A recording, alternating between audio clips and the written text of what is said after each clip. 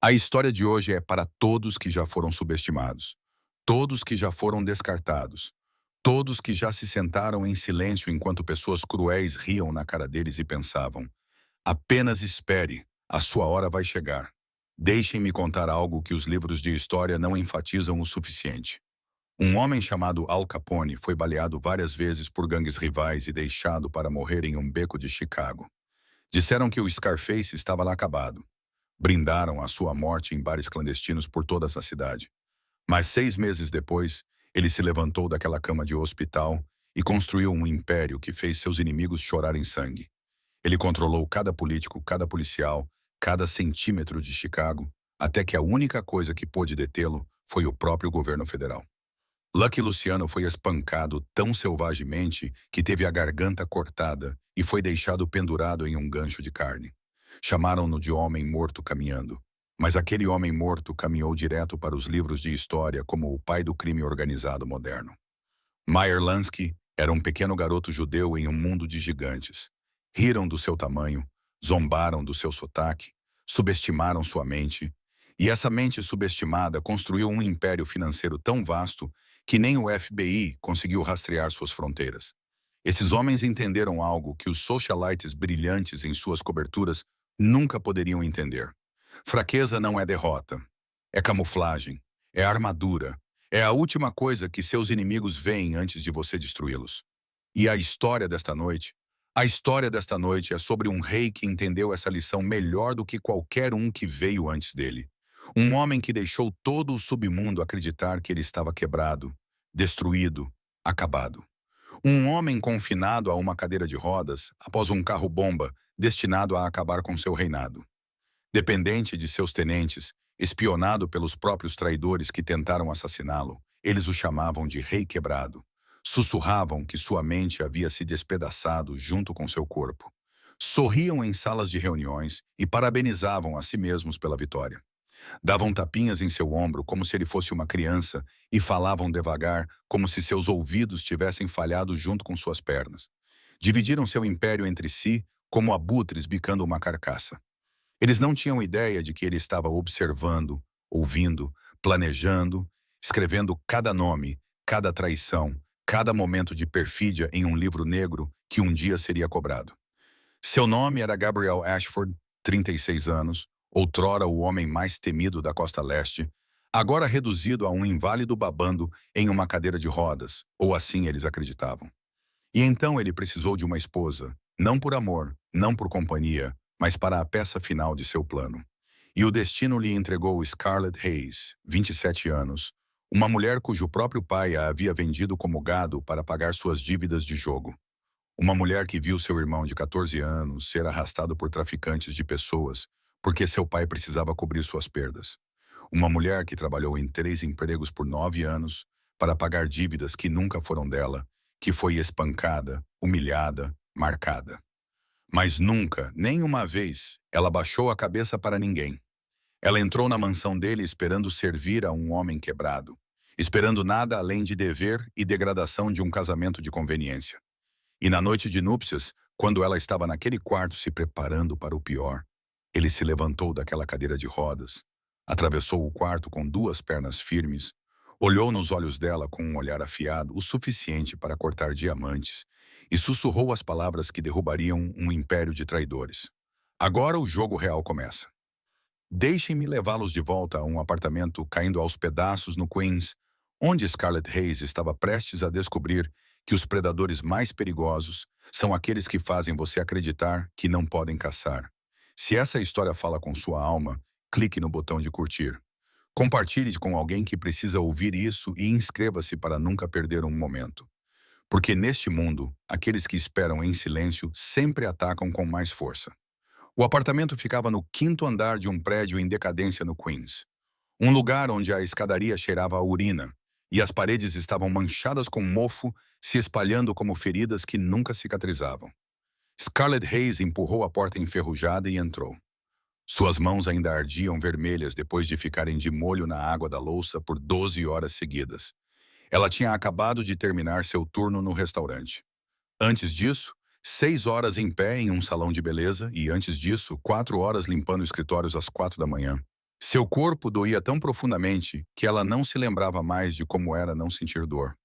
Mas no momento em que viu seu pai sentado no sofá rasgado, uma garrafa barata de uísque na mão e aquele sorriso que ela aprendeu a odiar ao longo dos anos, ela soube que esta noite não terminaria com uma exaustão comum. Robert Hayes levantou a cabeça, os olhos injetados de álcool, mas brilhando com algo que Scarlett nunca tinha visto antes. Esperança, ou talvez o alívio de um homem prestes a se libertar de um fardo. Ele fez sinal para que ela se sentasse e disse que tinha boas notícias, as melhores notícias em anos, que tudo estava prestes a mudar, que eles estavam prestes a ser livres. Scarlett não se sentou. Ela ficou lá com os braços cruzados sobre o peito e perguntou com uma voz fria como aço o que ele tinha feito. Robert Hayes riu, a risada de um bêbado que não conhecia mais a vergonha, e disse que tinha encontrado uma maneira de apagar a dívida de US$ 5 milhões, que ninguém viria mais bater na porta com ameaças, que Scarlett não precisava trabalhar como uma mula até morrer. Ela olhou para o pai e sentiu um calafrio subir pela espinha, porque sabia que neste mundo nada era de graça, especialmente a liberdade. Ela perguntou novamente o que ele tinha feito, e desta vez sua voz não estava fria, mas tremendo com algo próximo ao medo. Robert Hayes colocou a garrafa de uísque na mesa e olhou para a filha com uma expressão que ele provavelmente achava afetuosa, mas era apenas covardia disfarçada, e disse que Gabriel Ashford queria se casar com ela. O quarto ficou em silêncio. Scarlett ouviu seu próprio coração batendo nos ouvidos. Ouviu o velho ar-condicionado zumbindo no apartamento vizinho. Ouviu o trânsito da rua lá embaixo, mas não conseguia ouvir nada que importasse mais. Gabriel Ashford. O nome ecoou em sua mente como uma sentença de morte. O rei aleijado. Era assim que as pessoas o chamavam. O homem na cadeira de rodas após a explosão do carro há 3 anos. O homem que, segundo rumores, havia perdido o controle do corpo e da mente. O homem que as pessoas sussurravam precisava de alguém para limpar sua baba todos os dias. Ela olhou para o pai e perguntou com a voz embargada se ele estava vendendo-a para um inválido. Se era assim que ele estava pagando sua dívida. Se depois de tudo o que ele tinha tirado dela, ele agora estava tirando seu futuro também. Robert Hayes não olhou nos olhos da filha. Ele encarou o chão imundo e murmurou que essa era a única chance, que se ela não concordasse, eles morreriam. Que os agiotas não esperariam mais, que isso não era uma escolha, mas sobrevivência. Scarlett sentiu como se alguém estivesse apertando sua garganta. Ela pensou nos últimos 9 anos. 9 anos trabalhando como um animal para pagar dívidas que nunca contraiu. 9 anos suportando espancamentos de credores exigindo dinheiro que seu pai não tinha. 9 anos vivendo no buraco que seu pai cavou e a empurrou para dentro. E agora, depois de tudo isso, ele estava lá com uma garrafa de uísque na mão e dizia que ela tinha que se casar com um inválido para salvá-lo. Ela queria gritar, quebrar tudo, agarrar o pai pelo colarinho e perguntar por quê. Por que ele a trouxe a este mundo se era apenas para vendê-la como mercadoria? Mas Scarlett não fez nada disso. Ela aprendeu há muito tempo que gritar não mudava nada, que lágrimas não amoleciam o coração de pessoas que não tinham nenhum, que neste mundo ela só podia contar consigo mesma. Ela olhou para o pai com olhos frios como gelo e perguntou quando. Robert Hayes respondeu que amanhã ela seria levada para a mansão Ashford para conhecê-lo, e se tudo corresse bem, o casamento aconteceria dentro de uma semana. Scarlett assentiu, não porque aceitasse, mas porque entendeu que naquele momento não tinha forças para lutar. Mas, no fundo dela, um fogo começou a queimar. O fogo que ela manteve latente por 9 anos. O fogo do ódio, da espera, de uma promessa de que um dia todos que a fizeram sofrer pagariam. Naquela noite, Scarlett não dormiu. Ela deitou na cama gasta com um colchão tão fino que podia sentir cada barra de metal da estrutura pressionando suas costas, olhando para um teto manchado com marcas de infiltração, deixando a memória arrastá-la de volta para essa noite em que sua vida realmente acabou. 9 anos antes, em um apartamento miserável não muito diferente deste. Ela tinha 18 anos e Ryan tinha 14. Seu irmão mais novo era um menino magro com olhos castanhos como os da mãe e um sorriso que podia iluminar até os dias mais sombrios. Ryan amava ler, amava sonhar que um dia se tornaria médico, amava sentar perto da janela contando a Scarlett sobre as estrelas sobre as quais tinha lido na biblioteca. Naquela noite, enquanto Scarlett fazia sua lição de casa da faculdade comunitária, agarrando-se a uma esperança frágil de um futuro melhor, a porta foi chutada. 3 homens entraram, grandes, tatuados, seus olhos frios como cobras venenosas. Seu pai, Robert Hayes, estava atrás deles com a cabeça baixa e os ombros tremendo. Scarlett lembrava claramente como ele não ousava olhá-la nos olhos, como ele recuou para o canto como um rato aterrorizado. Enquanto os homens avançavam em direção a Ryan, ela gritou e correu para ficar na frente do irmão, exigindo saber o que eles queriam, ameaçando chamar a polícia. Um deles riu, uma risada oca que nunca alcançou seus olhos, e disse que o pai dela devia uma quantia muito grande de dinheiro, que ele havia assinado um acordo para usar o menino para quitar a dívida, que isso era negócio e ela não deveria interferir. Scarlett virou-se para o pai, procurando uma negação, uma explicação, qualquer coisa que pudesse provar que aquilo era apenas um pesadelo. Mas Robert Hayes manteve a cabeça baixa, continuou tremendo, manteve-se em silêncio, e ela entendeu. Ela entendeu que seu pai realmente havia vendido seu irmão para traficantes para pagar sua dívida de jogo. Ryan começou a chorar, agarrando-se ao braço dela e chamando seu nome em pânico. Scarlett envolveu-se ao redor dele, protegendo-o com seu corpo, jurando que teriam que passar por cima de seu cadáver primeiro. Um dos homens avançou e deu um soco direto no rosto dela, o golpe tão forte que a mandou para o chão, sangue escorrendo de seu lábio cortado.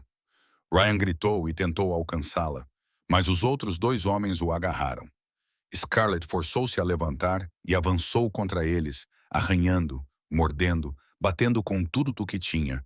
Mas ela era apenas uma garota de 18 anos, lutando contra 3 homens grandes treinados para infligir dor. Eles a empurraram, jogaram-na contra a parede com tanta força que sua cabeça bateu no concreto. E tudo ficou turvo. A última coisa que ela viu antes de perder a consciência foi o rosto de Ryan, olhos castanhos inundados de lágrimas e terror, sua boca gritando o nome dela enquanto era arrastado porta afora. A última coisa que ela ouviu foi o choro dele, suas súplicas, sua voz chamando por ela, como se ela fosse a única que pudesse salvá-lo. Mas ela não o salvou. Quando Scarlett acordou, Ryan tinha desaparecido. Seu pai estava sentado no canto bebendo e soluçando sobre como não tinha outra escolha, sobre como eles teriam matado a família inteira se ele não tivesse pago a dívida, sobre como Ryan ficaria bem. Scarlett não disse uma palavra. Ela se levantou, sangue ainda escorrendo da ferida na cabeça. Foi para o banheiro, olhou no espelho e não reconheceu a mulher que a encarava de volta. Naquela noite, ela chorou até não restarem lágrimas, até sua garganta arder em carne viva e seus olhos incharem. E depois daquela noite, ela nunca mais chorou. Por 9 anos, ela procurou por Ryan de todas as formas que pôde. Foi à delegacia e riram dela por não ter provas. Contratou detetives particulares e perdeu todas as suas economias sem nada para mostrar. Vagou por ruas escuras, bares imundos, lugares onde sabia que traficantes operavam, esperando por uma pista. Mas Ryan havia sido engolido pela escuridão sem deixar rastro. E agora, deitada aqui no escuro, sabendo que amanhã seria entregue a um estranho como um objeto, Scarlett sentiu a longa cicatriz em suas costas. Uma lembrança da vez em que um credor a ameaçou com uma faca quando ela não tinha dinheiro para pagar, começar a coçar e queimar como se tivesse acabado de ser esculpida em sua pele. Ela fechou os olhos e se perguntou onde Ryan estava agora, se ele ainda estava vivo, se ele ainda se lembrava dela. Então ela pensou em seu pai, dormindo profundamente no quarto ao lado, sem saber que no coração de sua filha uma sentença de morte já havia sido assinada. Scarlett não sabia onde esse casamento a levaria. Não sabia que tipo de homem Gabriel Ashford realmente era. Não sabia se viveria ou morreria, mas sabia de uma coisa. Um dia, de um jeito ou de outro, Robert Hayes pagaria pelo que fez a Ryan, a ela, a esta família. E quando esse dia chegasse, ela ficaria lá e o veria desmoronar sem derramar uma única lágrima, porque ele havia tirado todas as suas lágrimas 9 anos atrás. O carro preto buscou Scarlett na manhã seguinte. Um Rolls-Royce reluzente estacionado em frente ao prédio em decadência no Queens, como um deus de outro mundo perdido no inferno. Ela saiu do apartamento sem olhar para trás para o pai, sem dizer adeus, deixando para trás nada além do silêncio frio que cultivara por 9 anos. A viagem do Queens a Manhattan levou apenas 40 minutos. Mas para Scarlett, pareceu viajar por dois mundos completamente diferentes. De ruas imundas, sufocadas por lixo e sem tetos para avenidas arborizadas, emolduradas por arranha-céus imponentes e vitrines de luxo. Quando o carro parou em frente à mansão Ashford, Scarlett teve que firmar o rosto para não revelar o choque. Não era uma casa. Era um palácio gótico no coração de Manhattan, com torres afiadas perfurando o céu cinzento, vitrais brilhando sob a luz fraca do sol e um enorme portão de ferro adornado com a imagem de dois leões rugindo. O portão se abriu e o carro deslizou pela entrada pavimentada de pedra em direção à entrada principal, onde dois homens esperavam. O primeiro homem que Scarlett notou parecia ter cerca de 45 anos, alto e magro, com cabelos grisalhos penteados para trás e olhos da cor de aço frio. Ele usava um terno preto impecável, mantinha-se reto como uma régua com as mãos cruzadas na frente do abdômen. E quando Scarlett saiu do carro, ele a olhou de cima a baixo com um olhar que ela conhecia muito bem, o olhar de alguém avaliando mercadoria. "Este é Victor Crane", anunciou o motorista enquanto Scarlett se aproximava.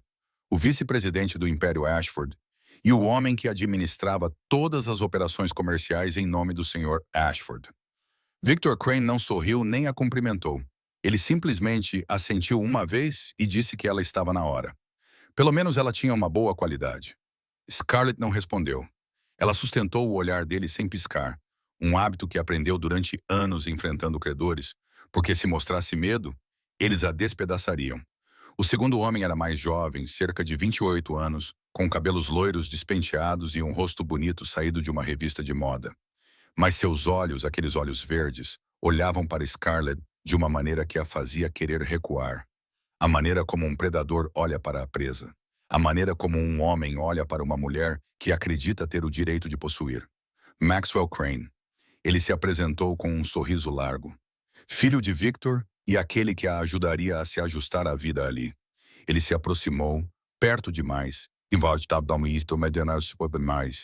invadindo deliberadamente o espaço pessoal de Scarlett, e disse que seu pai não havia mencionado que ela era tão bonita, que era um desperdício uma flor como ela murchar ao lado de um aleijado como Gabriel Ashford. Scarlett não recuou. Ela olhou direto nos olhos de Maxwell e respondeu com uma voz fria como gelo que ela não era uma flor, e certamente não precisava de ninguém para regá-la. Maxwell riu alto, mais divertido do que ofendido. Então virou-se para o pai e disse: "Essa gata selvagem tem garras." Victor Crane não riu. Ele simplesmente estudou Scarlett com um olhar calculista e disse que deveriam entrar. O Sr. Ashford estava esperando. Ao passar pelas enormes portas de carvalho, Scarlett sentiu como se estivesse entrando em outro mundo. Um mundo de mármore e lustres de cristal, de pinturas antigas e tapetes persas, de riqueza tão avassaladora que tornava o ar pesado. No entanto, sob aquele luxo deslumbrante, ela sentiu algo mais. Uma atmosfera densa como um momento antes de uma tempestade. Uma tensão latente fluindo sob cada olhar, cada gesto, cada palavra. A mansão era bonita como uma obra de arte, mas Scarlett sabia que por trás da arte mais bela muitas vezes jaziam os segredos mais sombrios, e ela estava prestes a caminhar direto para o coração dessa escuridão. Eles conduziram Scarlett por corredores longos e aparentemente intermináveis, ladeados por retratos dos ancestrais Ashford pendurados nas paredes. Rostos severos com olhos que pareciam seguir cada passo dela. Victor Crane caminhava à frente com o passo decisivo de um homem acostumado a comandar, enquanto Maxwell ficava bem ao lado de Scarlett, perto o suficiente para que ela sentisse o cheiro de sua colônia cara, uma doçura tão enjoativa que a deixava nauseada. Finalmente, pararam diante de um par de portas de mogno intrincadamente entalhadas, e Victor bateu 3 vezes curtas antes de empurrá-las. Dentro havia uma vasta biblioteca com estantes subindo até o teto, uma lareira crepitando suavemente em um canto e cadeiras de couro marrom escuro dispostas ao redor de uma grande mesa de carvalho. Mas a primeira coisa que Scarlett viu não foi o luxo da sala. Foi a cadeira de rodas posicionada perto da janela e o homem sentado nela. Gabriel Ashford parecia um fantasma de si mesmo. Ela tinha ouvido os rumores e se preparado para o que poderia ver. Mas a realidade ainda a atordoou por um momento. Ele tinha cabelos pretos ligeiramente longos caindo sobre a testa, pele pálida como se não visse a luz do sol há anos, e olhos cinzentos olhando para o nada com uma expressão vaga e opaca. Sua cabeça pendia ligeiramente para um lado, sua boca estava levemente aberta, e suas mãos descansando nos braços da cadeira de rodas tremiam como folhas ao vento de outono. Atrás da cadeira de rodas estava um homem grande na casa dos 40 anos, com um rosto inexpressivo, que Scarlett adivinhou ser Marcus Cole, o guarda-costas e cuidador de Gabriel, que ela ouvira Victor mencionar no carro. Victor Crane aproximou-se da cadeira de rodas e falou alto e devagar, enfatizando cada palavra como se falasse com uma criança, dizendo: Gabriel, esta é sua noiva. O nome dela é Scarlett Hayes. Você se lembra? Conversamos sobre ela na semana passada. Gabriel piscou lentamente, sua cabeça virando em direção a Scarlett, com um movimento rígido de uma marionete puxada por cordas. Então ele abriu a boca e soltou uma série de sons quebrados. Ela, ela é bonita, Victor. Ela é. Maxwell riu baixinho ao lado de Scarlett e sussurrou em seu ouvido que ela via agora. Este era seu futuro marido, um gênio dos negócios que uma vez fez toda a costa leste tremer e agora não conseguia terminar uma frase. Patético, não era? Scarlett não respondeu a Maxwell. Ela deu um passo à frente, aproximando-se da cadeira de rodas, e fez algo que ninguém naquela sala parecia esperar. Ela olhou direto nos olhos de Gabriel Ashford, não com pena, não com nojo, não com medo, mas com o olhar nivelado de uma pessoa avaliando outra. E naquele momento, quando seus olhos se encontraram, Scarlett jurou que viu algo. Um lampejo de luz passou por aqueles olhos cinzentos opacos tão rápido que ela quase pensou ter imaginado, mas claro o suficiente para se gravar em sua mente. Não era o olhar de um louco instável, era o olhar de um predador observando das sombras. Gabriel gaguejou. Você, você não tem medo de mim. E sua voz ainda estava quebrada e trêmula. Mas aquela pergunta não era a pergunta de um homem que perdeu a cabeça. Scarlett respondeu calmamente que tinha vivido coisas que os pesadelos temiam, que ele não estava na lista de coisas com as quais ela precisava se preocupar. O quarto ficou em silêncio. Victor Crane franziu a testa, claramente descontente com a compostura de Scarlett. Maxwell parou de sorrir, seus olhos se estreitando com cálculo. E Gabriel Ashford olhou para Scarlett com olhos que ela não tinha mais certeza se estavam vagos. Então o canto de sua boca se levantou ligeiramente, apenas uma fração. Um movimento tão pequeno que ela poderia ter sido a única a notar.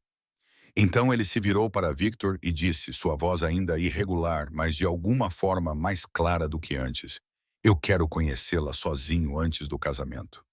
Victor protestou imediatamente, dizendo que Gabriel não precisava fazer isso, que tudo já havia sido arranjado, que ele cuidaria de tudo.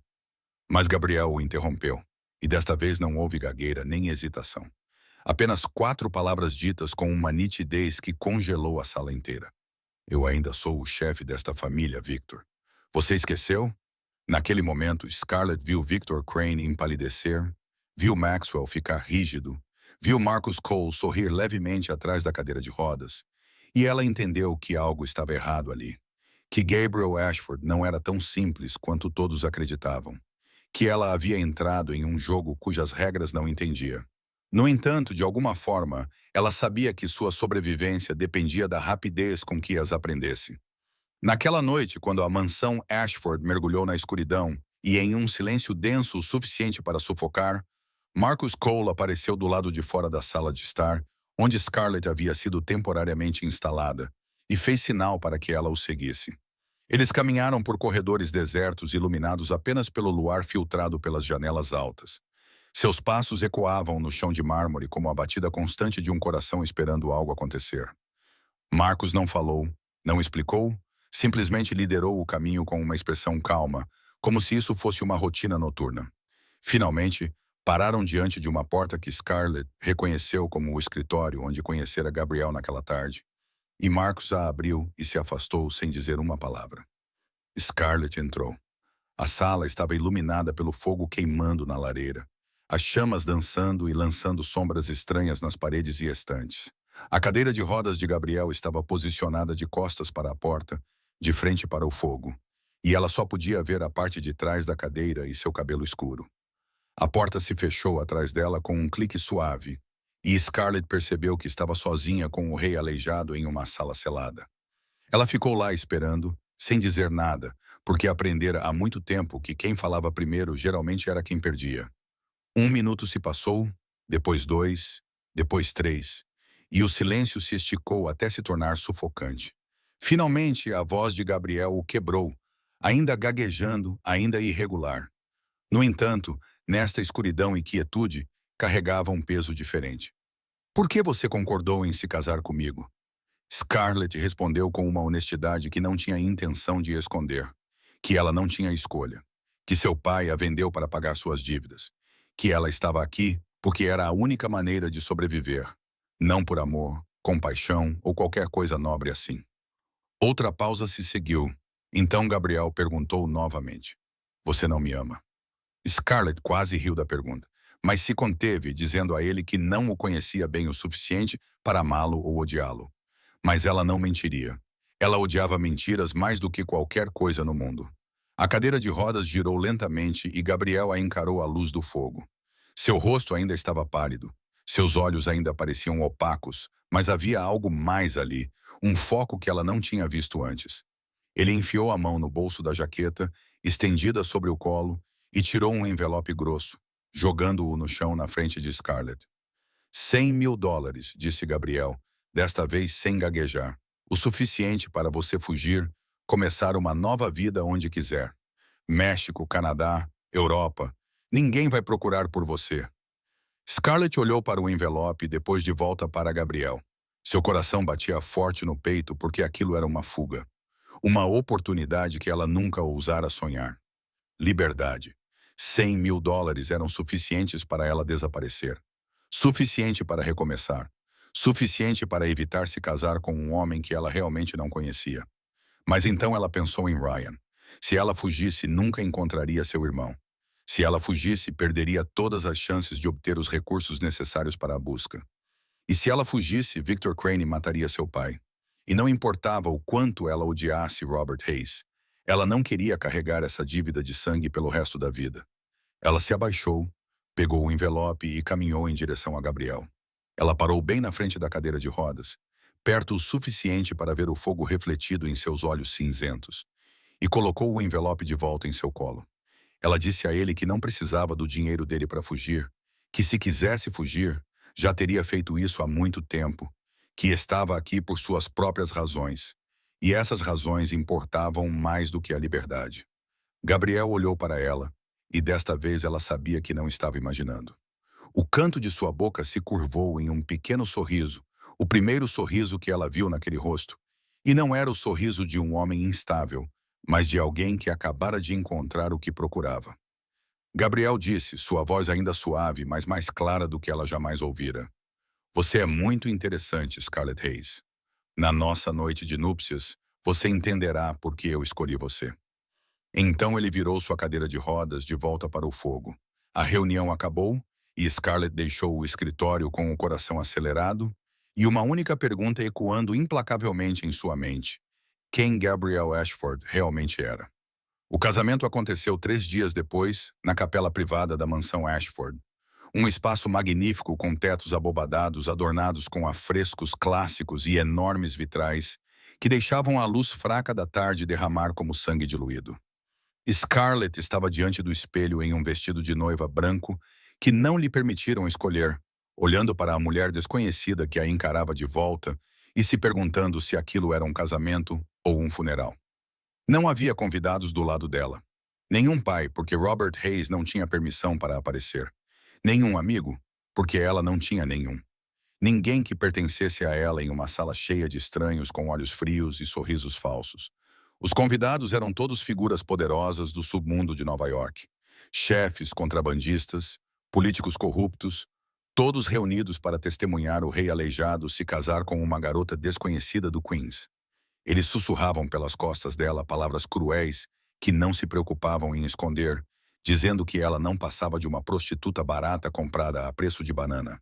que Gabriel Ashford devia estar realmente desesperado para escolher algo como ela, que esse casamento não passava da farsa de um louco.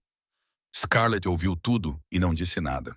Ela estava acostumada a ser humilhada, acostumada a ser menosprezada, acostumada a engolir a dor e seguir em frente. Quando ela entrou na capela sozinha, sem ninguém para conduzi-la, Gabriel já estava lá em sua cadeira de rodas no final do corredor, a cabeça inclinada para um lado como sempre, com Marcus Cole parado atrás dele como uma estátua de pedra. Victor Crane estava ao lado de Gabriel como um guardião em vez de um padrinho, seus olhos cinzentos e frios acompanhando cada passo de Scarlett com um cálculo indisfarçável. A cerimônia foi breve e fria, muito parecida com a própria mansão. O padre recitou as orações em um tom monótono, como se estivesse lendo um contrato comercial. E talvez fosse exatamente isso que era. Quando chegou a hora dos votos, Scarlett ajoelhou-se ao lado da cadeira de rodas e pegou a mão de Gabriel. Estava mais quente e firme do que ela esperava, não tremendo como sua aparência sugeria, e mais uma vez ela sentiu aquela estranha contradição. Gabriel gaguejou seus votos com uma voz quebrada, mas quando chegou às palavras "até a morte", sua voz de repente tornou-se firme e clara, e seus olhos se fixaram nos dela com uma intensidade que roubou seu fôlego. Então o momento passou tão rápido quanto veio. Gabriel voltou ao seu comportamento vago familiar, e Scarlett se perguntou quanto do que vira ela havia imaginado. Após a cerimônia, enquanto os convidados bebiam champanhe e trocavam conspirações nas sombras, Victor Crane aproximou-se de Scarlett e apertou sua mão com força suficiente para machucar. Ele murmurou em seu ouvido, sua voz doce como mel, mas fria como gelo, dando-lhe as boas-vindas à família, dizendo que esperava que ela soubesse o seu lugar, dizendo que noivas que não sabiam geralmente encontravam fins muito infelizes. Scarlett encontrou o olhar dele e respondeu que sobrevivera ao inferno, que ele não era a coisa mais assustadora que ela já enfrentara. Victor sorriu, um sorriso que não alcançou seus olhos, depois soltou a mão dela e se afastou. Maxwell apareceu imediatamente depois, bloqueando o caminho dela com seu sorriso largo e olhar predatório familiar. Ele disse que sempre que ela precisasse de um homem de verdade, sabia onde encontrá-lo. Que esta noite certamente seria muito solitária ao lado de um aleijado como Gabriel. Scarlett não respondeu. Ela passou por ele como se ele não existisse. Mas dentro dela, a lista daqueles que um dia teriam que pagar acabara de ganhar 2 novos nomes. A suíte nupcial ficava no andar mais alto da mansão. Um quarto vasto com tetos altos, cortinas de veludo vermelho profundo e uma cama king-size vestida com lençóis de seda branca como a neve. Centenas de velas queimavam por todo o quarto, suas chamas dançando e lançando sombras estranhas nas paredes, e o cheiro de rosas pairava no ar como se alguém estivesse tentando fabricar romance para algo que era tudo menos romântico. Scarlett entrou no quarto sozinha, a porta se fechando atrás dela com um clique suave, e viu a cadeira de rodas de Gabriel posicionada ao lado da janela, virada de costas para ela, exatamente como estivera no escritório na noite anterior. Ela respirou fundo e disse a si mesma que, não importava o que acontecesse esta noite, ela suportaria. Ela sobrevivera a coisas piores do que isso, ela não quebraria. Ela foi para o centro do quarto e parou, esperando, sem saber o que estava esperando, mas sentindo em seus ossos que esta noite não se desenrolaria da maneira que ela havia se preparado. Então ela ouviu o som, o arranhão metálico das rodas contra o chão, mas não o som da cadeira se movendo, e sim o som de alguém se levantando dela. O coração de Scarlett falhou uma batida. Ela viu a sombra de Gabriel projetada contra a parede, e aquela sombra estava mudando, esticando-se para cima, ficando alta. Não, não podia ser, disse a si mesma. Ele não podia andar, ele estava paralisado. Ele era o rei aleijado. Todos diziam isso. Mas então Gabriel Ashford se virou e Scarlett sentiu como se o chão sob ela tivesse desaparecido. Ele estava de pé. Gabriel Ashford estava de pé diante dela com suas próprias pernas, 1,85 m de altura, ombros largos, músculos tensos sob a camisa branca, sem um único traço da enfermidade que lhe fora mostrada por dias. Ele deu um passo em direção a ela, cada movimento firme e comandante.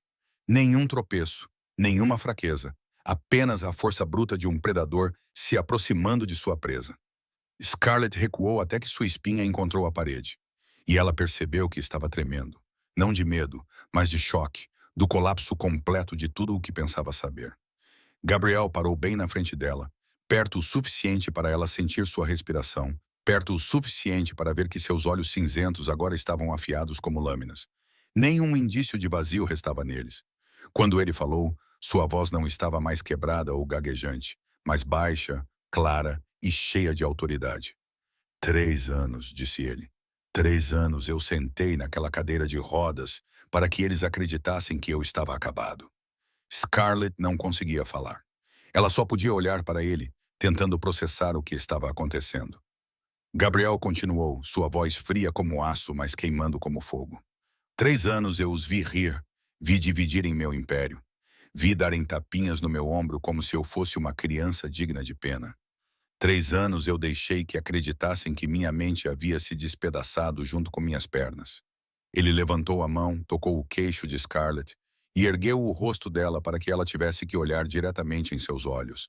Eles não tinham ideia, sussurrou Gabriel, de que eu estava observando, ouvindo, registrando cada nome, cada traição, cada ato de perfídia em um livro negro que um dia seria cobrado. Scarlett encontrou sua voz finalmente, uma única palavra escapando de seus lábios. Por quê? Gabriel sorriu. O primeiro sorriso verdadeiro que ela viu naquele rosto. E não era quente, era frio, perigoso e terrivelmente bonito. Porque Victor Crane tentou me matar, respondeu Gabriel. A explosão do carro há 3 anos. Ele foi quem estava por trás disso. Ele queria meu império, meu poder, tudo o que construí e pensou que tinha conseguido. Ele inclinou a cabeça, estudando Scarlett com curiosidade. Mas eu sobrevivi, continuou Gabriel, e decidi que se eles queriam um rei aleijado, eu lhes daria um rei aleijado. Eu os deixaria ficar confortáveis, deixaria que se rebelassem, deixaria que cometessem erros, e quando chegasse a hora, eu me levantaria e queimaria tudo até o chão. Scarlett entendeu. Então ela entendeu tudo. A cadeira de rodas não era uma prisão, era camuflagem. A enfermidade não era uma fraqueza, era uma arma. Gabriel Ashford não era uma vítima. Ele era um predador esperando no escuro. E agora ele estava diante dela, alto e perigoso, e nada parecido com o que ela imaginara. E ela não sabia o que deveria sentir. Medo, alívio ou algo totalmente diferente que não ousava nomear. Gabriel olhou para ela, seus olhos cinzentos profundos como um abismo sem fundo, e disse as palavras que ela lembraria pelo resto da vida. Agora o jogo realmente começa. Gabriel caminhou até a pequena mesa perto da janela, serviu um copo de uísque e entregou a Scarlett. Você precisa disso, disse ele, e ela pegou com mãos que ainda tremiam de choque. Ele serviu outro copo para si mesmo e sentou-se na poltrona em frente a ela. Não na cadeira de rodas que o aprisionara por 3 anos, e começou a contar a história que ela precisava ouvir. 3 anos atrás, disse Gabriel, sua voz baixa e uniforme, como se estivesse falando sobre a vida de outra pessoa em vez da sua. Eu estava no auge do meu poder. O Império Ashford controlava metade de Nova York. Dos portos aos cassinos, do mercado imobiliário às rotas de transporte mais lucrativas da costa leste. Eu tinha tudo e acreditava ser intocável.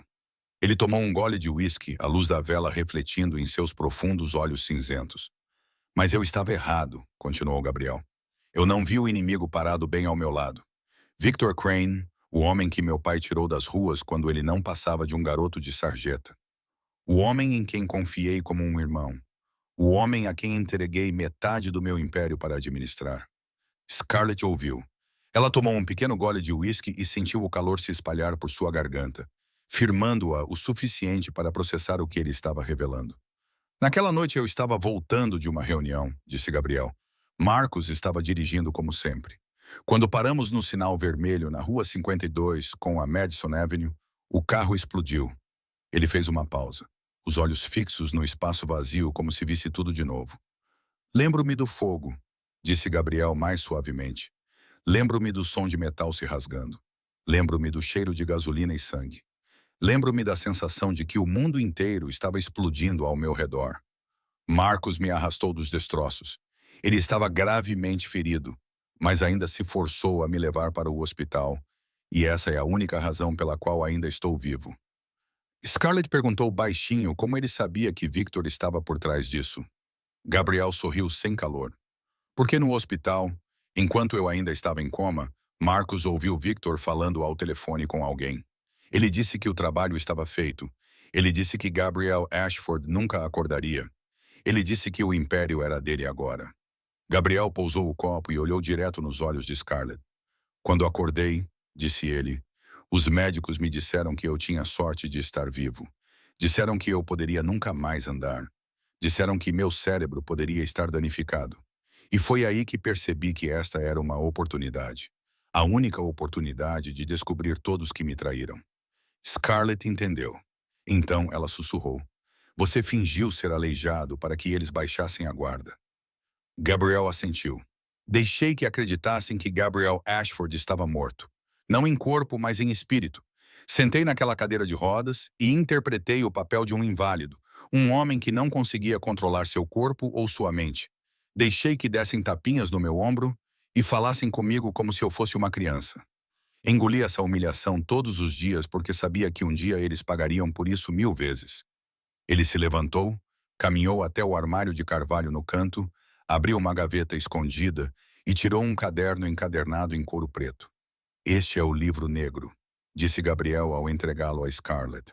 Por 3 anos, na calada da noite, enquanto a casa dormia, e com Marcos guardando minha porta, escrevi tudo, cada nome, cada transação, cada reunião secreta, cada momento de traição que eles pensaram que eu não via. Scarlett abriu o caderno e viu páginas cheias de linhas manuscritas, nomes, números escritos por extenso, datas, locais, tudo organizado com a precisão de uma acusação esperando para ser lida em voz alta. Victor Crane, James Sterling, senador Thomas Harrington. Gabriel falou cada nome e dezenas de outros. Cada um deles teve participação na tentativa de me derrubar. Cada um deles está dividindo o que acham que não posso mais proteger. Ele pegou o caderno de volta e o fechou com um som sólido e final, como a tampa de um caixão se fechando. 3 anos eu esperei, disse Gabriel. 3 anos reuni provas. 3 anos planejei este momento e agora tenho tudo o que preciso. Tudo, exceto uma coisa. Uma pessoa de quem eles nunca suspeitarão. Alguém que possa se mover livremente em um mundo do qual fui barrado. Alguém que possa ser meus olhos e ouvidos onde uma cadeira de rodas não poderia ir. Scarlett entendeu. Ela pousou o uísque e se levantou para encará-lo. É por isso que você precisa de mim, disse ela, não uma pergunta, mas uma afirmação. Você precisa de uma esposa que ninguém leve a sério.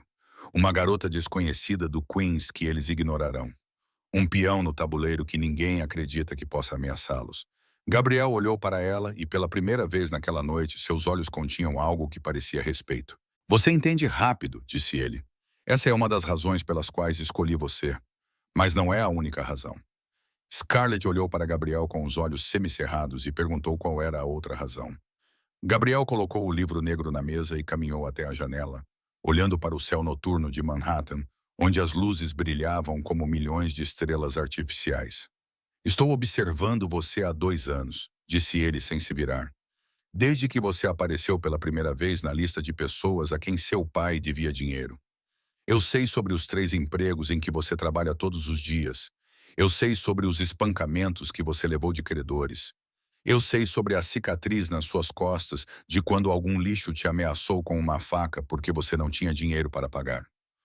Um calafrio percorreu a espinha de Scarlett, não de medo, mas da percepção de que fora observada por tanto tempo sem nunca saber.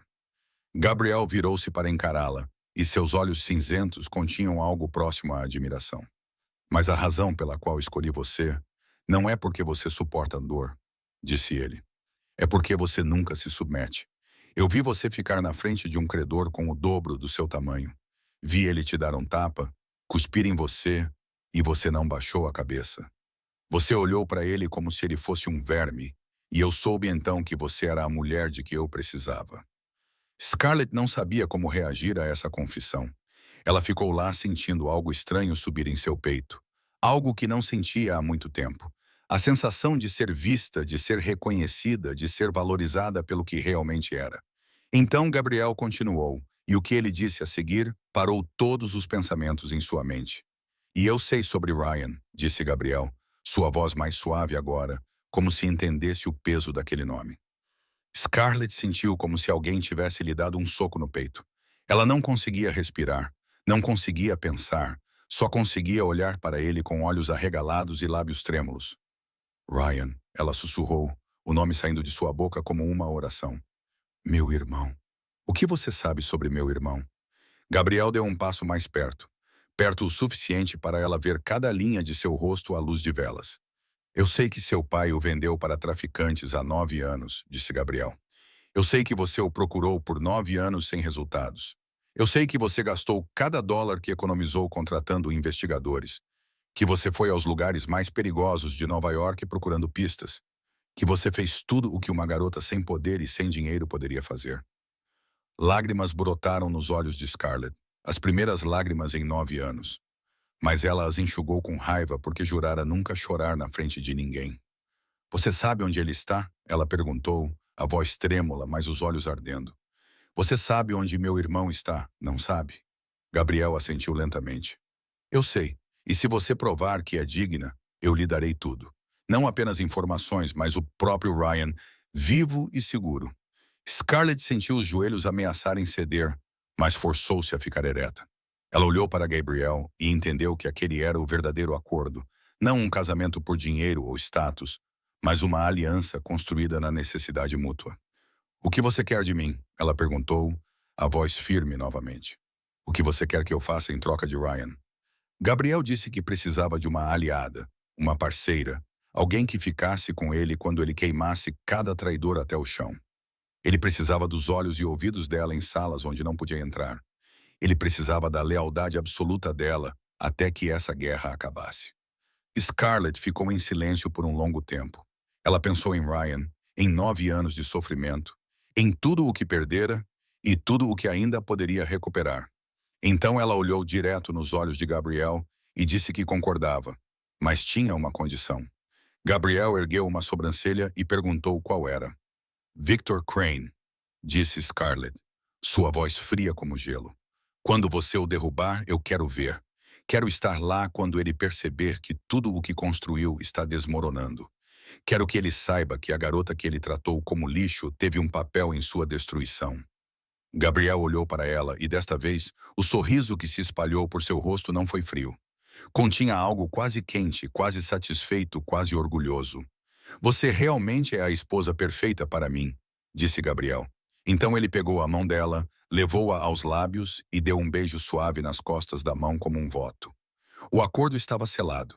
De agora em diante, eram aliados, parceiros, marido e mulher, da única maneira que importava, a maneira que só eles entendiam. As semanas que se seguiram passaram como um sonho estranho do qual Scarlett não tinha certeza se queria acordar. De dia, ela continuava a desempenhar o papel de esposa devota do rei aleijado, empurrando a cadeira de rodas de Gabriel pelos corredores da mansão, cuidando dele sob os olhares atentos de Victor Crane e seus homens, baixando a cabeça e mantendo-se em silêncio como uma noiva que sabia seu lugar. Mas à noite, quando a porta do quarto se fechava e a escuridão envolvia a mansão Ashford, uma Scarlett completamente diferente emergia. Gabriel ensinou-lhe tudo. Ensinou-lhe como observar, não apenas olhar, mas ver verdadeiramente, como reconhecer mentiras através dos menores movimentos dos músculos faciais, como ler a linguagem corporal para saber quem era uma ameaça e quem poderia se tornar um aliado.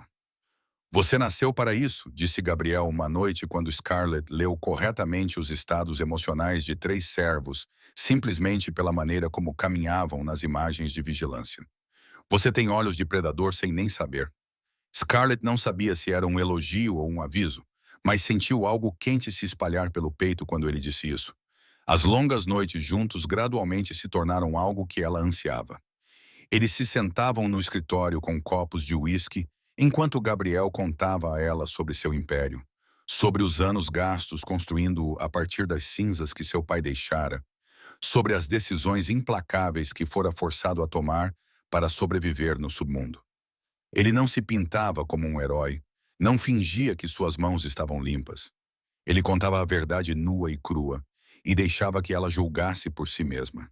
E Scarlett, que vira o lado mais sombrio da humanidade desde muito jovem, não julgava.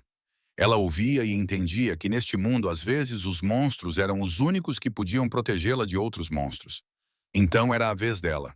Ela contava a ele sobre sua mãe, sobre o câncer que levou a única mulher que a amara incondicionalmente. Ela contava sobre seu pai, sobre como ele se transformou de um homem fraco em um demônio do jogo depois que sua mãe morreu. Ela contava sobre Ryan, sobre o irmão que não pôde proteger, sobre 9 anos vivendo com culpa e dor por vê-lo ser levado bem na frente dela. Ela contava tudo sem chorar, porque suas lágrimas já haviam secado há muito tempo, mas sua voz tremia e suas mãos se fechavam com tanta força que os nós dos dedos ficavam brancos. Gabriel não falava enquanto ela falava. Ele simplesmente ouvia, seus olhos cinzentos nunca deixando o rosto dela. E quando ela terminava, ele fazia algo que ela não esperava. Ele estendia a mão e pegava a dela, sem dizer nada, apenas segurando-a firmemente em seu aperto quente como uma promessa que não precisava de palavras. Aquele foi o momento em que Scarlett percebeu que algo estava mudando entre eles. Algo além do acordo e da aliança. Algo perigoso e bonito que ela não ousava nomear. Ela começou a notar pequenas coisas sobre Gabriel que não vira antes. A maneira como ele sempre se certificava de que ela comesse adequadamente, porque sabia que ela costumava pular refeições para economizar dinheiro. A maneira como ele organizava os livros que ela gostava na prateleira do quarto dela. A maneira como seus olhos cinzentos se suavizavam sempre que ele olhava para ela, mesmo que seu rosto permanecesse gelado na frente dos outros. E Gabriel também estava mudando. Scarlett podia sentir. Ele começou a pedir a opinião dela sobre decisões importantes. Começou a compartilhar preocupações que não contava a mais ninguém. Começou a olhar para ela não apenas como uma aliada, mas como uma igual.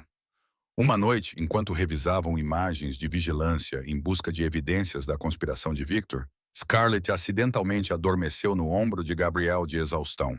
Quando acordou várias horas depois, percebeu que estava deitada na cama com um cobertor cuidadosamente puxado sobre ela e Gabriel estava sentado na poltrona ao lado da cama observando-a com uma expressão que ela não conseguia explicar. Ele não disse nada. Simplesmente se levantou e saiu do quarto. Mas Scarlett tinha visto. Ela tinha visto o que Gabriel tentava esconder atrás de sua parede de gelo. E isso fez seu coração disparar de uma maneira a que ela não estava acostumada. Ela disse a si mesma que isso era apenas um acordo, que estava aqui por Ryan, que não podia permitir que emoções nublassem seu julgamento. Mas a cada noite que passava, essa garantia ficava mais difícil de acreditar. E Scarlett percebeu que estava entrando em um território mais perigoso do que qualquer guerra com Victor Crane, o território do coração. A festa foi realizada na mansão Ashford em um sábado à noite, um evento que Victor Crane organizou para fortalecer seus laços com parceiros do submundo e, claro, para continuar afirmando sua autoridade enquanto Gabriel ainda estava em sua cadeira de rodas. Scarlett estava ao lado do marido em um vestido de noite preto que Gabriel escolhera para ela. O decote cortado baixo o suficiente para ser elegante sem ser ostensivo, o cabelo preso para revelar seu pescoço pálido e os brincos de diamante que ela sabia que valiam mais do que tudo o que ganhara em 9 anos de trabalho implacável. Ela desempenhou seu papel perfeitamente, ficando quieta atrás da cadeira de rodas de Gabriel, baixando a cabeça modestamente sempre que alguém se aproximava para cumprimentá-los, fingindo ser nada mais do que um ornamento inofensivo ao lado do rei aleijado. Mas seus olhos nunca pararam de observar, memorizando cada rosto, cada conversa, cada aperto de mão significativo, aplicando tudo o que Gabriel lhe ensinara nas últimas semanas. Então Maxwell Crane apareceu. Ele se aproximou com uma taça de champanhe na mão e seu sorriso presunçoso familiar, cabelos loiros penteados para trás e um terno cinza claro abraçando um corpo cuidadosamente esculpido pelo treino. Ele nem olhou para Gabriel, como se Gabriel não existisse, mas parou diretamente na frente de Scarlett e disse que ela estava deslumbrante esta noite, que era um desperdício uma flor como ela murchar ao lado de um toco podre. Scarlett não respondeu. Ela simplesmente olhou para ele com o olhar frio que cultivara por 9 anos. Mas Maxwell não era do tipo que desanimava. Ele se aproximou, invadindo descaradamente o espaço pessoal dela e murmurou que sabia que ela estava solitária, que Gabriel não podia satisfazer as necessidades de uma jovem como ela, que ele poderia dar a ela o que tinha certeza de que Gabriel não podia. A náusea subiu na garganta de Scarlett, mas antes que ela pudesse recuar, Maxwell estendeu a mão e agarrou sua cintura, puxando-a para mais perto, com um movimento possessivo, como se ela fosse um objeto que ele tinha o direito de tocar. O corpo dela ficou rígido, instintos de sobrevivência aprimorados por anos de abuso congelando-a no lugar por uma fração de segundo. E naquele momento ela ouviu um som fraco atrás dela, o arranhão metálico das rodas da cadeira contra o mármore, e soube que Gabriel vira tudo. Scarlett virou-se e viu o marido ainda sentado na cadeira de rodas com sua expressão vaga familiar. Mas suas mãos agarravam o braço da cadeira com tanta força que os nós dos dedos ficaram brancos. E mesmo que seu rosto não mostrasse nada, Scarlett podia sentir a fúria queimando sob aquela superfície gelada. Ela sabia que Gabriel queria se levantar, queria avançar e despedaçar Maxwell ali mesmo na frente de todos. Mas ele não podia. Ainda não, porque o plano não estava completo, e seu disfarce importava mais do que a raiva momentânea. Maxwell zombou. Ele notara a reação contida de Gabriel, e isso só alimentou sua arrogância. Ele a apertou o aperto na cintura de Scarlett e disse alto o suficiente para que os que estavam por perto ouvissem que ela deveria considerar sua oferta, que uma mulher como ela merecia um homem de verdade, não um aleijado que só podia ficar sentado e babar. Scarlett se soltou e respondeu em voz alta o suficiente para silenciar a sala inteira que agradecia a preocupação dele. Mas preferia ficar ao lado de um homem com dignidade em uma cadeira de rodas do que de um cachorro vira-lata que não fazia nada além de latir e cheirar as saias das mulheres. A sala prendeu a respiração. Algumas pessoas sufocaram o riso, e o rosto de Maxwell ficou vermelho de raiva e humilhação. Ele lançou a Scarlett um olhar que prometia vingança. Depois se virou e saiu furioso. Naquela noite, quando voltaram para seus aposentos privados e a porta se fechou atrás deles, Gabriel não disse nada a princípio. Ele ficou de costas para Scarlett e ela viu suas mãos fechadas com tanta força que o sangue escorria das marcas de meia-lua deixadas por suas unhas. Ele vai pagar, disse Gabriel finalmente, sua voz baixa e perigosa como um trovão distante, alertando sobre uma tempestade que se aproximava. Eu juro para você, ele vai pagar por ousar tocar em você. E Scarlett, pela primeira vez na vida, viu a possessividade feroz nos olhos de um homem dirigida a ela e não sabia se deveria ter medo ou se sentir segura. 2 semanas após aquela festa, Gabriel acordou Scarlett às 3 da manhã e disse que ela precisava ir com ele agora. Ela não perguntou por quê. Ela aprendera que quando Gabriel falava com aquela voz, com aquele olhar nos olhos, significava que importava. Eles deixaram a mansão pela entrada dos fundos, onde Marcos já esperava com um SUV preto, e dirigiram pelas ruas vazias de Nova York ao amanhecer. Scarlett não sabia para onde estavam indo. Gabriel não disse e ela não perguntou. Ela sentou-se em silêncio, observando as luzes da rua passarem pelas janelas como riscos borrados de luz. Depois de quase 1 hora, o carro parou em frente a uma pequena casa no subúrbio. Uma casa tão comum que desaparecia entre dezenas de outras idênticas na rua tranquila. Gabriel virou-se para Scarlett e disse que lá dentro estava algo que pertencia a ela. Algo que ele mantivera seguro por 1 ano. E agora era a hora de ela ter de volta. Scarlett sentiu o coração começar a disparar, uma estranha intuição subindo em seu peito. Mas não ousava acreditar, não ousava esperar, porque esperara muitas vezes e se decepcionara muitas vezes nos últimos 9 anos. Ela saiu do carro e seguiu Gabriel até a porta da frente. Marcos abriu e se afastou, e Scarlett entrou na casa com o coração batendo descontroladamente e as pernas tremendo. A pequena sala de estar estava iluminada por uma luz amarela quente. Havia um sofá velho, uma televisão, uma pequena estante de livros, tudo dolorosamente comum. Então ela viu uma figura parada no canto da sala, um jovem magro com cabelos castanhos cacheados e olhos castanhos. Olhos que ela reconheceria mesmo que 1 milhão de anos se passassem. Olhos iguais aos da mãe, os olhos do irmão que ela perdera há 9 anos. Ryan. O nome escapou dos lábios de Scarlett como um sussurro quebrado, como uma oração que ela repetira por milhares de noites ao longo de 9 longos anos. O jovem se virou E quando viu Scarlett, seus olhos se arregalaram, seus lábios tremeram e ele gritou um nome que ela pensou que nunca mais ouviria. Scarlett! Ela não sabia como se moveu. Só sabia que no momento seguinte estava na frente de Ryan, suas mãos segurando o rosto magro dele, e ela estava chorando. As primeiras lágrimas em 9 anos jorrando como se uma represa tivesse finalmente estourado. Ela chorou e chamou o nome do irmão, segurando-o como se tivesse medo de que, se o soltasse, ele desapareceria novamente. Ryan chorou também. Ele se agarrou à irmã e disse que sentia muito, que tentara encontrá-la, mas não conseguira, que pensara que nunca mais a veria. Eles ficaram lá abraçados, 2 pedaços despedaçados de uma família quebrada finalmente se encaixando de volta. E Scarlett chorou por 9 anos de sofrimento. Chorou pelas noites em que ficou acordada imaginando se o irmão ainda estava vivo. Chorou por toda a esperança que enterrara porque tinha medo demais de acreditar.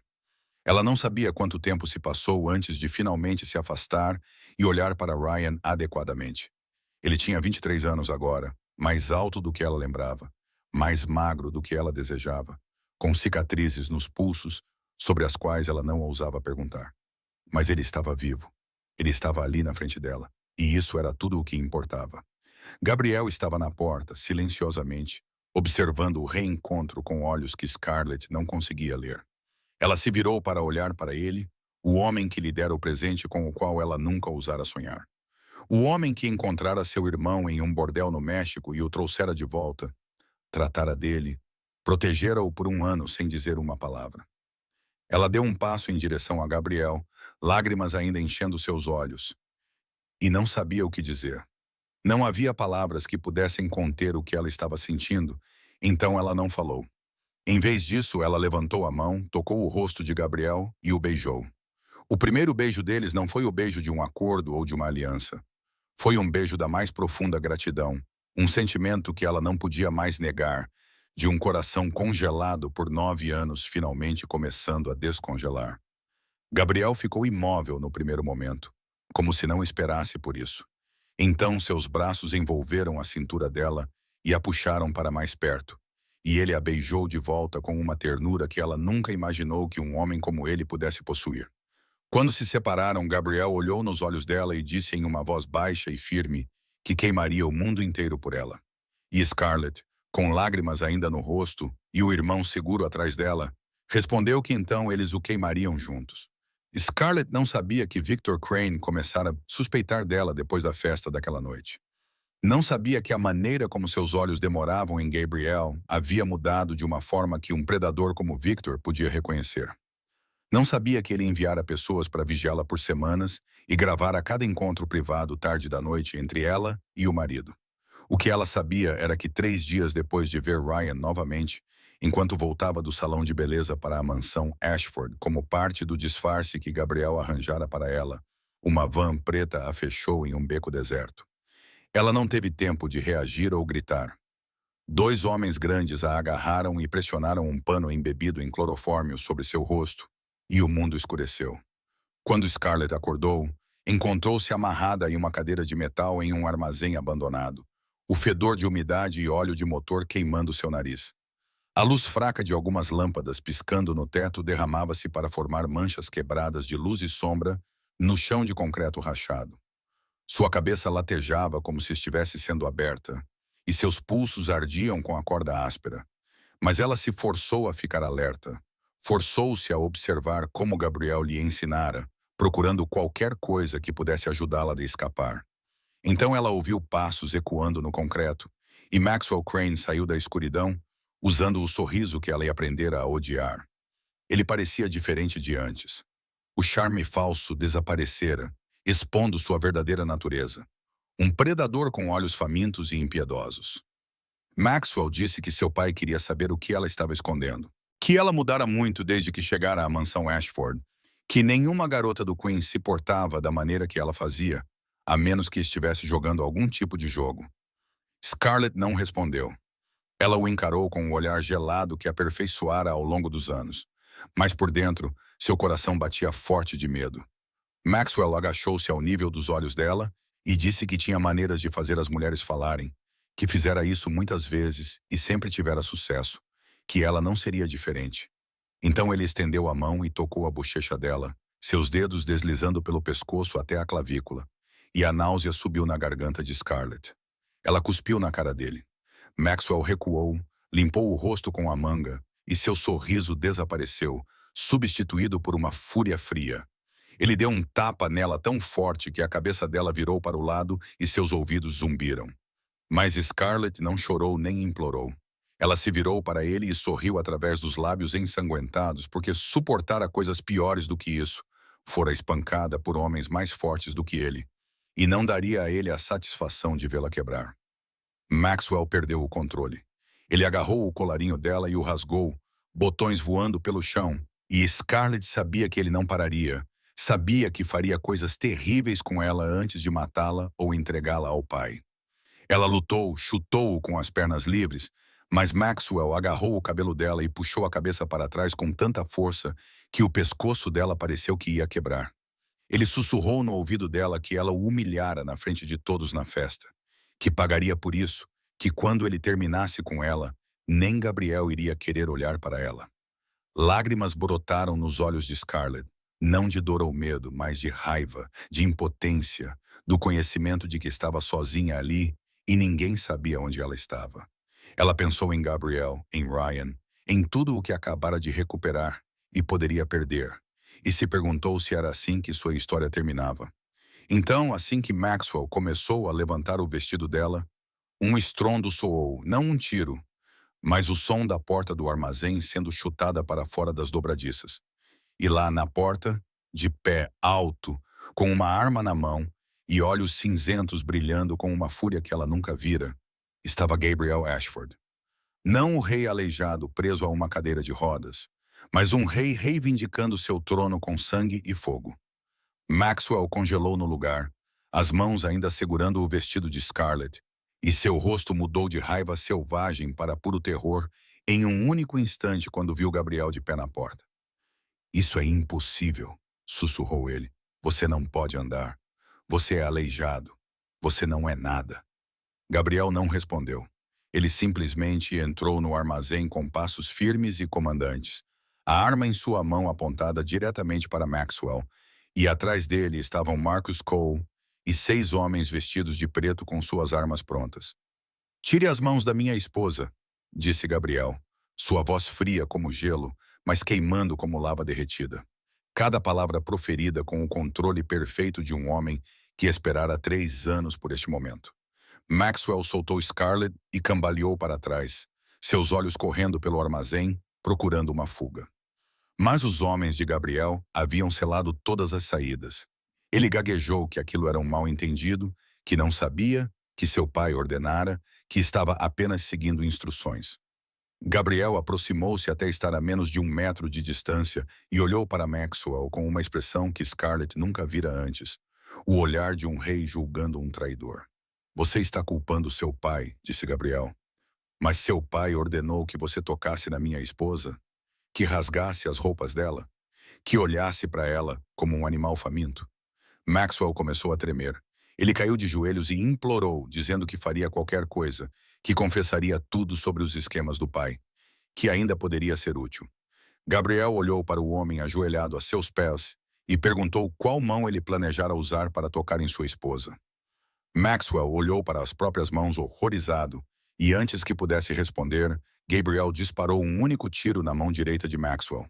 O grito de Maxwell ecoou pelo armazém enquanto o sangue espirrava e ele desabava no chão, segurando a mão estraçalhada, uivando como uma besta ferida. Gabriel passou por cima dele como se ele não passasse de entulho. Moveu-se para Scarlett e ajoelhou-se para desamarrá-la. Suas mãos foram surpreendentemente gentis ao afrouxar as cordas que haviam mordido os pulsos dela. E uma vez que ela estava livre, ele tirou a jaqueta e a colocou sobre os ombros dela para cobrir o vestido rasgado. "Você está ferida?", perguntou Gabriel. A voz calma, mas os olhos cinzentos varrendo o corpo dela em busca de ferimentos. E Scarlett podia ver a fúria ainda queimando sob aquela superfície calma, pronta para explodir e destruir qualquer um que ousasse machucá-la. Scarlett assentiu. Ela não confiava em sua voz naquele momento. Só sabia que estava segura, que Gabriel viera, que não estava mais sozinha. Gabriel levantou-se e virou-se para Maxwell, que ainda gritava no chão, Depois ordenou a 2 de seus homens que o levassem, dizendo que ele não tinha permissão para morrer ainda, que ainda precisava dele para enviar uma mensagem a Victor Crane. Enquanto Maxwell era arrastado, Gabriel voltou para Scarlett e a ajudou a se levantar, um braço envolvendo a cintura dela para firmá-la, pois as pernas dela ainda tremiam de tudo o que suportara. "Como você me encontrou?" perguntou Scarlett, enquanto saíam do armazém para o ar fresco da madrugada. Gabriel disse que colocara um dispositivo de rastreamento dentro da aliança de casamento dela desde o primeiro dia, que nunca a deixava ir a lugar nenhum sem saber onde ela estava, que jurara protegê-la e sempre cumpria suas promessas. Scarlett olhou para o anel de diamante em seu dedo.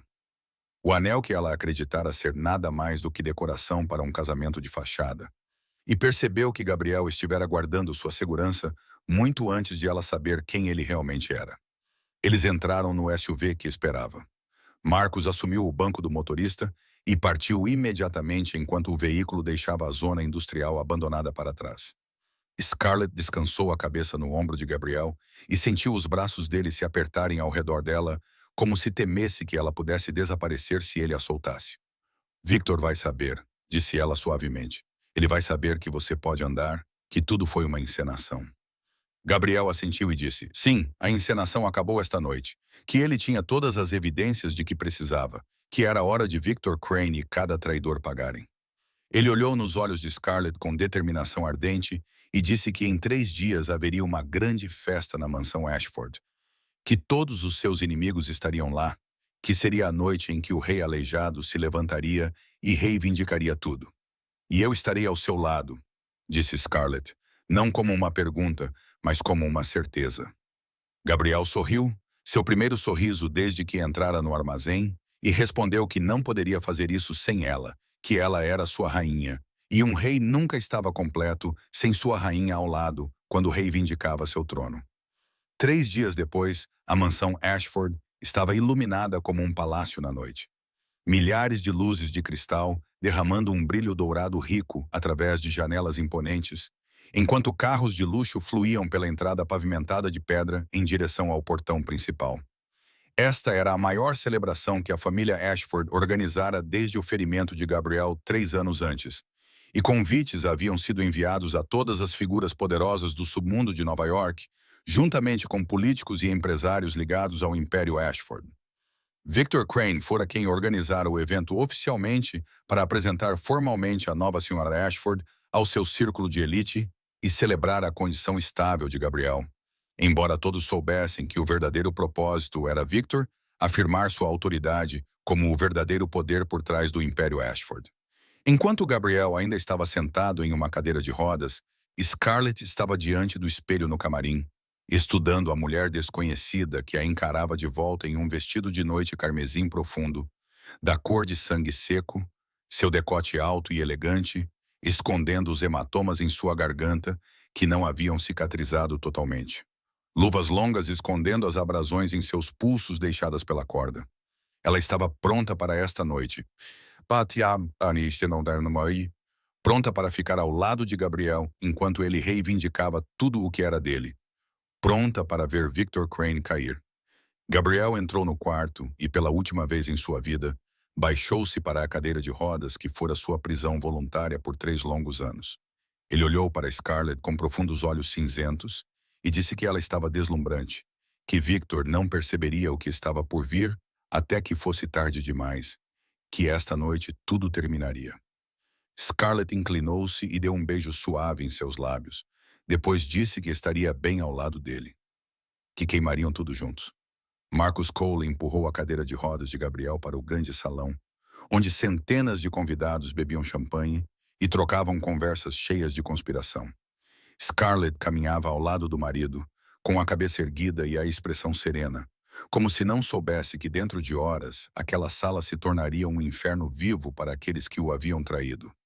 Victor Crane estava no centro do salão como seu verdadeiro mestre, imaculado em um terno preto com um sorriso presunçoso nos lábios. E quando viu Gabriel ser levado para dentro, aproximou-se com a falsa preocupação que Scarlett aprendera a desprezar.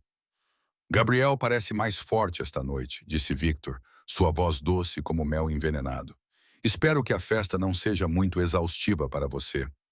Gabriel respondeu em seu tom hesitante e familiar que estava bem, que Victor fizera um excelente trabalho organizando a noite, que estava grato por tudo o que Victor cuidara. Victor sorriu triunfante e seguiu em frente para continuar bancando o anfitrião. E Scarlett captou o lampejo de desprezo que ele lançou em direção a Gabriel quando pensou que ninguém estava olhando. James Sterling aproximou-se em seguida. O rei financeiro do submundo, com barba grisalha cuidadosamente aparada e olhos de raposa que nunca paravam de calcular.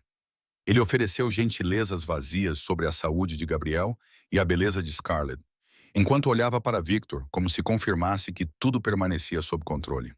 O senador Thomas Harrington chegou com sua esposa e seu sorriso político polido, apertou a mão de Victor calorosamente e ofereceu a Gabriel nada mais do que um aceno frio, como se ele fosse apenas um ornamento lamentável em sua própria celebração.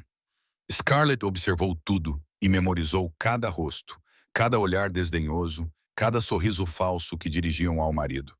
Eles não tinham ideia de que esta seria a última noite de sua liberdade. Nenhuma ideia de que o homem que desprezavam estava sentado ali, contando os segundos para o julgamento. A orquestra começou uma valsa suave. Casais deslizaram para a pista de dança e a festa se desenrolou como qualquer outra reunião de elite, champanhe fluindo livremente e risadas ecoando pelo salão. Mas Scarlett sabia que, sob a superfície brilhante, os homens leais de Gabriel estavam posicionados em cada saída, que o livro negro contendo cada pedaço de evidência repousava na jaqueta de Marcos, que tudo estava no lugar para o momento em que Gabriel se levantaria e despedaçaria o mundo daqueles que o haviam traído. Ela olhou para Gabriel e ele olhou para ela, seus olhos cinzentos brilhando sob as luzes de cristal, e ele deu o menor aceno de cabeça. Era a hora. Scarlett respirou fundo, alisou o tecido carmesim de seu vestido e deu um passo em direção à orquestra. A noite do julgamento começou. Scarlett parou no meio do grande salão, bem diante da pista de dança, onde casais deslizavam na valsa, e levantou a voz apenas o suficiente para que toda a sala ouvisse.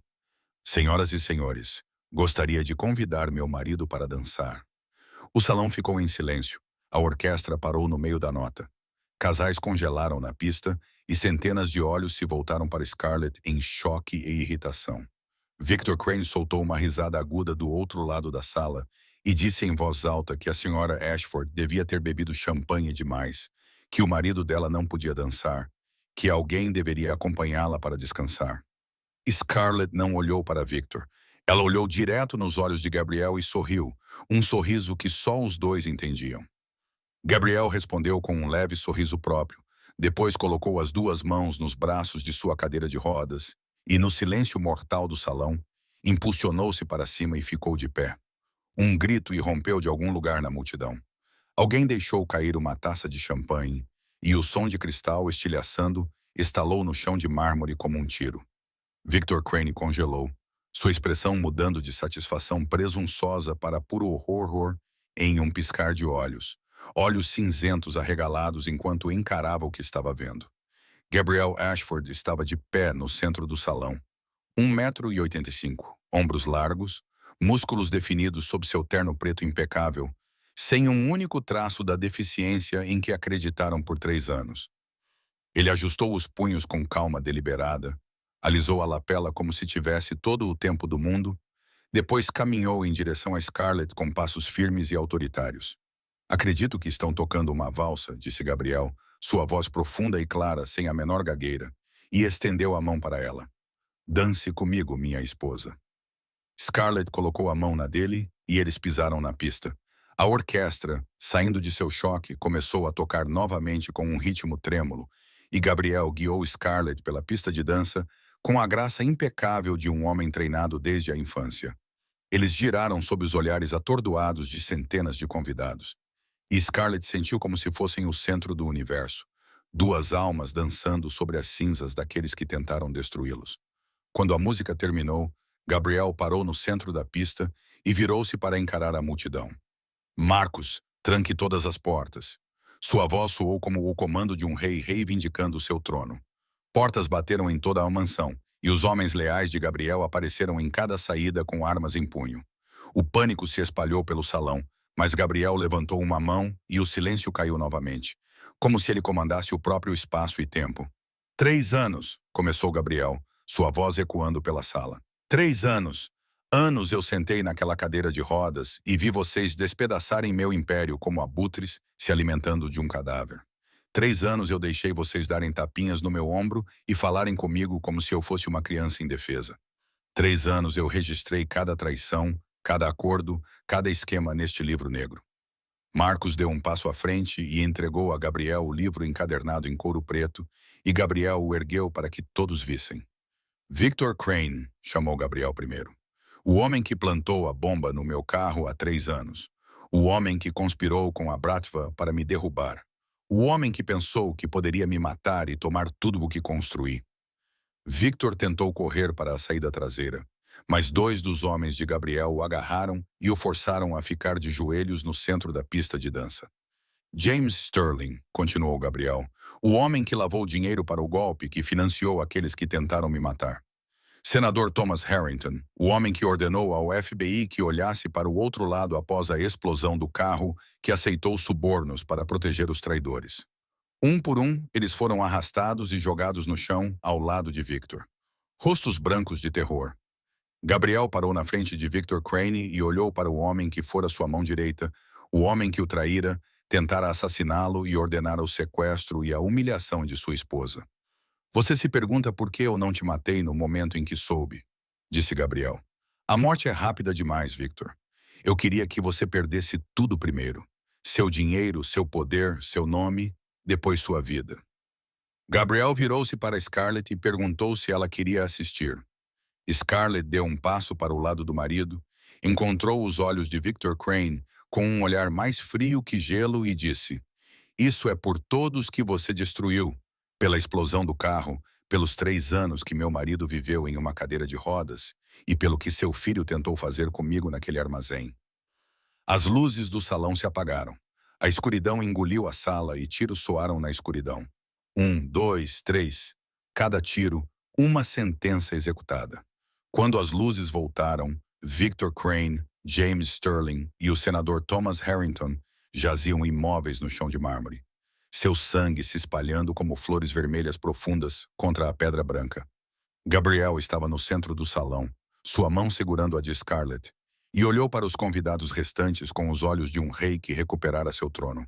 O rei aleijado está morto, declarou Gabriel, sua voz estrondosa como um trovão. Gabriel Ashford retornou, e qualquer um que ainda pense em me trair, olhe para o chão e lembre-se do destino daqueles que vieram antes de vocês. Ninguém ousou respirar, ninguém ousou se mover, e naquele silêncio mortal, Gabriel puxou Scarlett para seus braços e a beijou no salão banhado de sangue. Um beijo de vitória, de amor, de renascimento das cinzas. Após aquela noite de julgamento, o submundo de Nova York nunca mais foi o mesmo. A notícia do retorno de Gabriel Ashford espalhou-se como fogo. E aqueles que antes zombavam do rei aleijado, agora tremiam ao som de seu nome.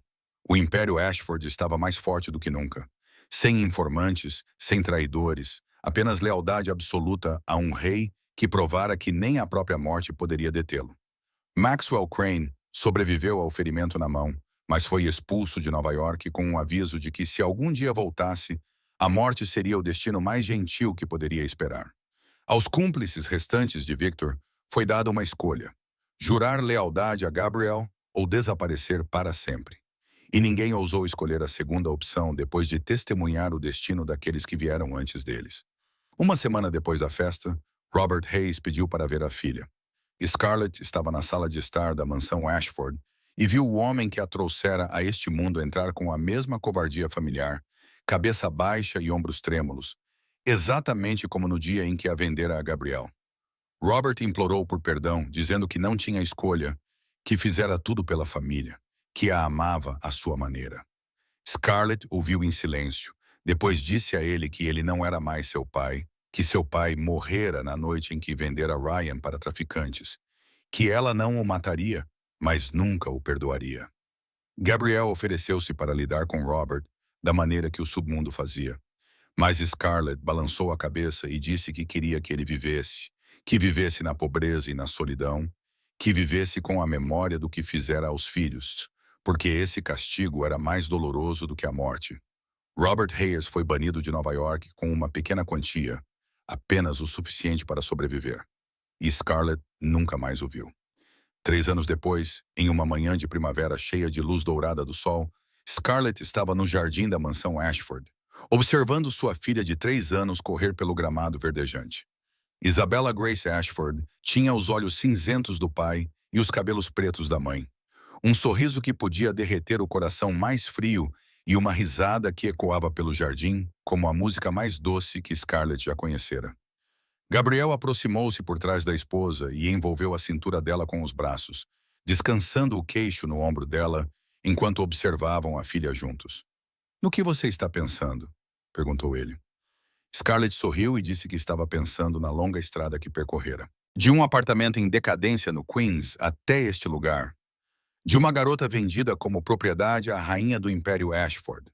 De uma mulher sem esperança a uma mãe, uma esposa e uma irmã que encontrara o irmão novamente. Ryan tinha agora 26 anos, terminando seu último ano de medicina com uma bolsa integral que Gabriel financiara discretamente, e ele se tornaria médico exatamente como sonhara quando era um menino de 14 anos, sentado perto da janela lendo sobre as estrelas. "Você se arrepende de alguma coisa?" perguntou Scarlett. "Tudo o que fizemos." Gabriel ficou em silêncio por um momento antes de dizer que se arrependia de apenas uma coisa: não tê-la encontrado antes. Scarlett virou-se para olhar para o marido, o homem que lhe dera tudo o que ela nunca ousara sonhar: justiça, família, amor e um futuro que ela acreditava que nunca lhe pertenceria. "Eu queimaria o mundo inteiro de novo por você, Gabriel Ashford", disse ela. "E eu faria o mesmo por você, minha rainha", respondeu Gabriel. Então ele a beijou sob o sol da primavera, enquanto a risada de Isabela ecoava pelo jardim. Esta é uma história sobre um rei que se sentou na escuridão por 3 anos, esperando o momento de se levantar. Sobre uma rainha que caminhou pelo inferno para encontrar o céu, sobre o amor nascido das cinzas da traição e florescendo na luz da vingança. Se você está ouvindo esta história durante um momento difícil da sua vida, se você se sente esquecido, subestimado ou abandonado, lembre-se de que sua história não acabou, que aqueles que te menosprezam não têm o direito de escrever seu final, que só você pode decidir quem se tornará. Levante-se quando esperarem que você caia. Brilhe quando quiserem que você desapareça. Ame quando pensarem que você só é capaz de odiar. E quando chegar a hora, olhe nos olhos daqueles que te subestimaram e mostre a eles o quanto estavam errados. Se essa história tocou seu coração, por favor, curta e compartilhe este vídeo com quem você ama. E não se esqueça de se inscrever no nosso canal para não perder mais histórias emocionantes todos os dias. Adoraríamos saber como essa história fez você se sentir, se ela te lembrou de algo em sua própria vida, se você já foi subestimado e provou que estavam errados. Compartilhe sua história nos comentários abaixo. Lemos cada palavra vinda direto de seus corações. Desejamos a todos que assistem a este vídeo muita saúde, uma vida alegre e paz a cada dia. Obrigado por estar conosco. Adeus e até o próximo vídeo.